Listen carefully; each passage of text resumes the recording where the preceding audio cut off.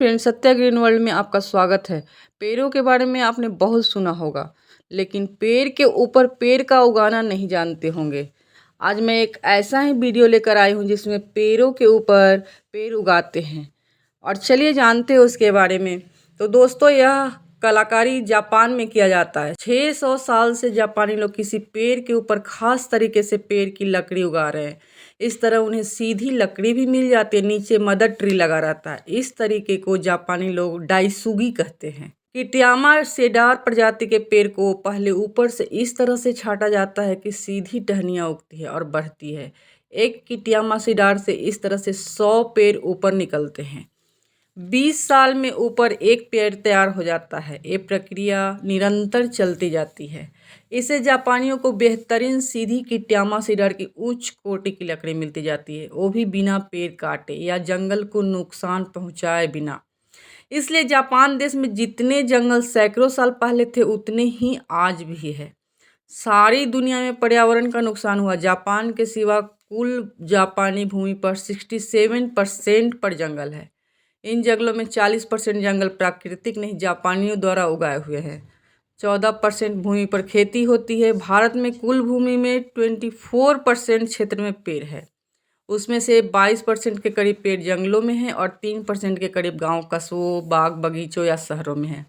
Japan में इसलिए ज़्यादातर जंगली प्राणी पक्षी जैसे पहले रहते थे उसी तरह आज भी हैं। जो जापानी गांव हैं या खेतियां हैं वो जंगलों पहाड़ों के पास है, क्योंकि 70% जापानी ज़मीन पर पहाड़ है। इसलिए गांव में रहने वाले लोग प्राकृतिक वन संपदा से काफ़ी कुछ लेते हैं, लेकिन बिना किसी चीज़ को या पेड़ को नुकसान पहुंचाए हुए। इस तरह पीढ़ी दर पीढ़ी जंगलों का उपयोग करते हैं। जापान ने बहुत पहले अलग अलग तापमान और क्षेत्र में पनपने वाले पेड़ पौधों, पशु पक्षी के अध्ययन के बाद योजना बनाई। क्योंकि वहाँ भी अलग अलग तापमान है, इसलिए अलग अलग तरह के पेड़ भी होते थे। 4-5 इलाकों में जापान ने बहुत पहले अलग अलग टेम्परेचर और एरिया में पनपने वाले पेड़ पौधे, पशु पक्षी के स्टडी के बाद योजना बनाई। क्योंकि वहाँ भी अलग अलग टेम्परेचर है, इसलिए अलग अलग तरह के पेड़ भी होते थे। 4-5 इलाकों में बांटकर पेड़ों के संरक्षण पर, इसीलिए गांव में रहने वाले लोग प्राकृतिक वन संपदा से काफ़ी कुछ लेते हैं, लेकिन बिना किसी चीज़ को या पेड़ को नुकसान पहुंचाए बिना।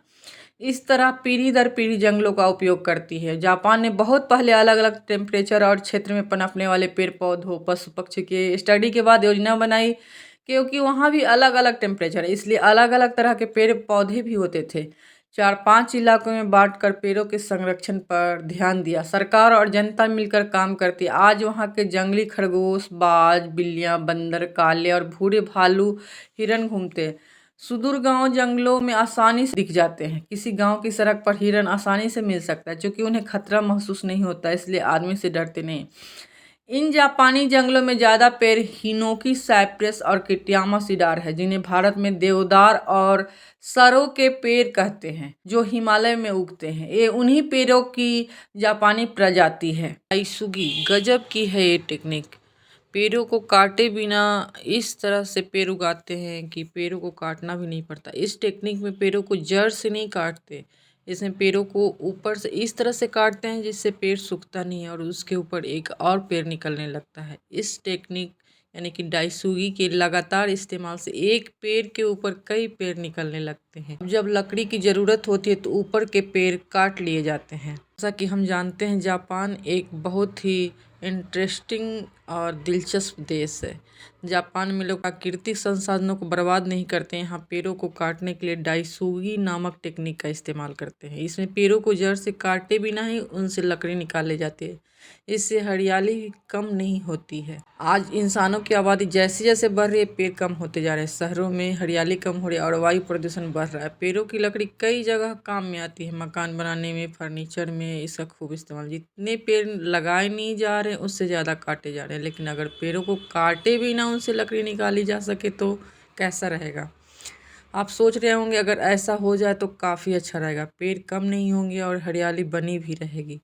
जापानी लोग इस टेक्निक को अपना के ऐसा ही करते हैं। वो पेड़ों को जड़ से नहीं काटते। जापानी ऐसी टेक्निक डाइसुगी का इस्तेमाल करते हैं, जिससे पेड़ों को काटे बिना ही आप उनसे लकड़ी आसानी से निकाल सकते हैं।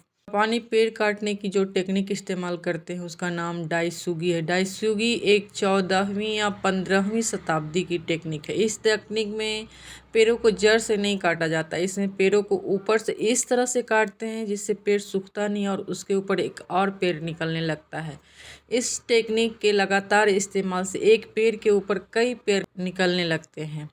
अब जब लकड़ी की ज़रूरत होती है ऊपर के पेड़ काट लिए जाते हैं और नीचे का पेड़ सुरक्षित भी रह जाता है, इससे पेड़ कम नहीं होते हैं। आज डाइसुगी का उपयोग ज़्यादातर बगीचों या बोनसाई में किया जाता है, लेकिन मूल रूप से इसे अंकुर की कमी से निपटने के लिए विकसित किया गया था, जब तारुकी एक प्रकार की त्रुटिहीन सीधी और गांठ रहित लकड़ी की मांग अधिक थी।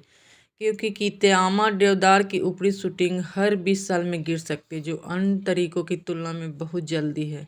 आज के समय में इस टेक्निक की लोकप्रियता भी बढ़ रही है। जैसा कि मैंने बताया, जापान एक दिलचस्प देश है। जापान में लोग प्राकृतिक संपदा को बचाने के लिए लगे हुए हैं। पर्यावरण की सुरक्षा के लिए पेड़ काफ़ी जरूरी, इसलिए जापानी लोग पेड़ों को बचाने के लिए इस टेक्निक का इस्तेमाल करते हैं। हालांकि इस टेक्निक में पेड़ों का काफ़ी ध्यान रखना पड़ता है। ये टेक्निक थोड़ी महंगी है, इसमें अगर पेड़ों का ध्यान नहीं रखा जाए तो उनके सूखने का भी खतरा रहता है। हालांकि इस टेक्निक के जरिए पेड़ों को बचाने में बहुत मदद मिलती है और हरियाली नहीं होती है। तो फ्रेंड्स, आपको ये जानकारी कैसी लगी हमें कमेंट करके बताएं, और अगर मेरा वीडियो अच्छा लगे तो मेरे चैनल को सब्सक्राइब करें। मिलते हैं नेक्स्ट वीडियो में, तब तक के लिए बाय बाय।